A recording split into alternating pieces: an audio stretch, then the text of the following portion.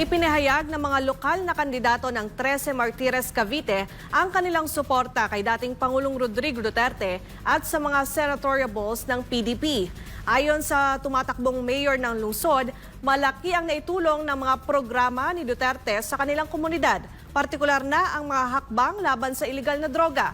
Samantala, binigyang halaga naman ang tumatakbong konsehal ng nasabing lungsod ang mga kontribusyon ni senatorial candidate Pastor Apollo C. Quiboloy sa lipunan at tinutulan ang mga paratang laban sa butihing pastor.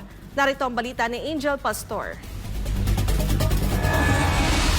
Sa isang town hall meeting na ginanap sa Barangay Aguado, 13 Martires, Cavite, ipinahayag ng mga lokal na kandidato ang kanilang buong suporta kay dating Pangulong Rodrigo Duterte at sa mga senatoriables ng PDP laban. Hulog ng langit para sa tumatakbong mayor ng nasabing lungsod na si June Sagon nang maging Pangulo ng bansa si dating Pangulong Duterte. Nung maging Pangulo ang ating Pangulong Duterte, nasabi ko sa aking sarili, nahulog na siya ng langit. Dahil talaga naman talamak na talamak ang drug dito sa ating bansa. Ngayon, ako'y nangihinayang bumalik ang drug dito sa 13. Talamak na rin ang drug, hindi lang sa 13, buong Pilipinas. Nakikita mo, sayang na sayang. Napakaraming sakripisyo ang ginawa ng Pangulong Duterte. Anya, malaking tulong sa bayan ang mga programang ipinairal ng dating Pangulo, lalo na ang paglaban kontra iligal na droga na naging dahilan kung bakit minahal siya ng mga tao, hindi lang sa kanilang lugar, kundi sa buong bansa. Yung laban sa droga, yun ang gusto ko. Kasi yan makakasira sa mga kabataan sa kinabukasan ng ating bansa. Kung hindi na siya ng tao, simula ng President Duterte, nung siya maging Pangulo, hindi bumaba ang trust rating niya sa tao. Hanggang siya bumaba, hanggang ngayon mataas na mataas ang pagkilala sa kanya ng mga tao. Kaya yung mga programa niya ay ating sundok. Para naman sa tumatakbong konsehal ng Barangay Aguado na si Raymond Egilios, isa sa pinakamahalagang legasiya ni dating Pangulong Duterte ay ang kanyang matinding laban sa korupsyon sa pamahalaan. Ayon kay Egilios, ang kasalukuyang administrasyon ay hindi kayang tapatan ang mga nagawang hakbang ni Duterte laban sa mga tiwaling opisyal.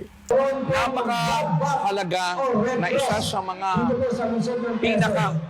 nakatatak sa isipan ng mga Pilipino yung ginawa ng Pangulong Rodrigo Roa Duterte, yung kanyang nilabanan ng korupsyon sa pamahalaan. Ang korupsyon sa pamahalaan ay mistulang kanser ng ating lipunan.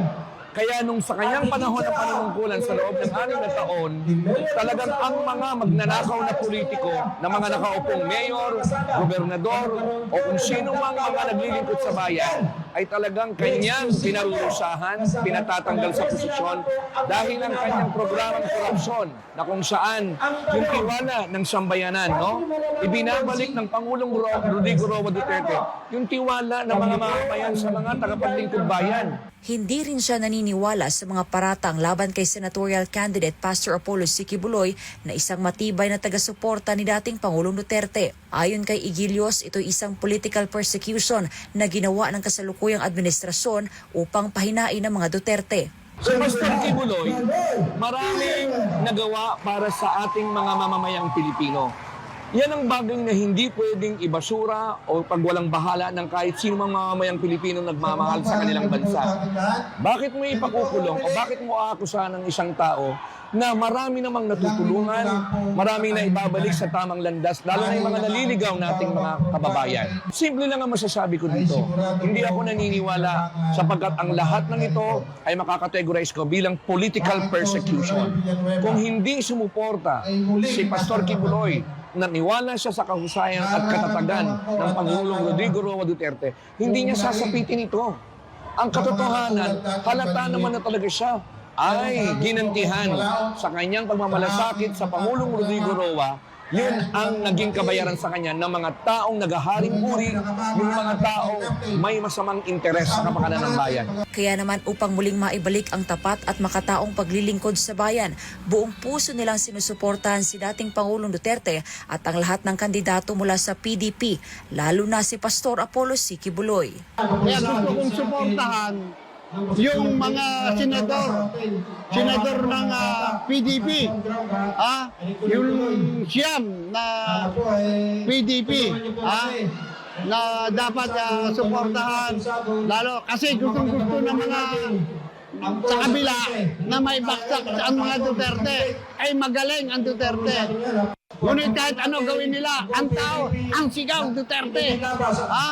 Kaya ngayon, kahit siya ka magpunta, sa ibang bansa na mahal si Duterte, tayo pang Pilipino.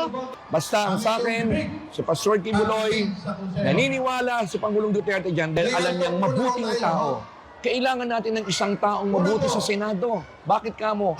Para ang mga problema ng mga mahihirap ay magkaroon naman ng katugunan, kasagutan. Kabilang nga ang pagtugon sa kahirapan at paglaban sa korupsyon ang mga nais tutukan ni senatorial candidate Pastor Apollo C. Kibuloy sa oras na maihalal ito sa Senado ngayong darating na May 12 midterm elections.